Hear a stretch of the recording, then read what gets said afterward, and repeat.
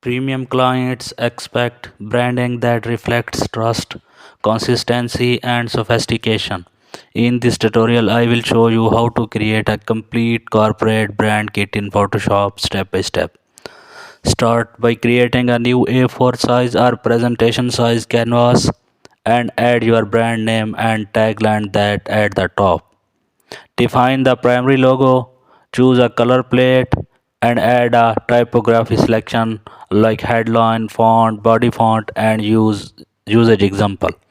Create logo spacing and placement rules using smart guides and add business card and letterhead mockups to show application example. Include social media branding like profile, banner, and post templates. Add brand imagery style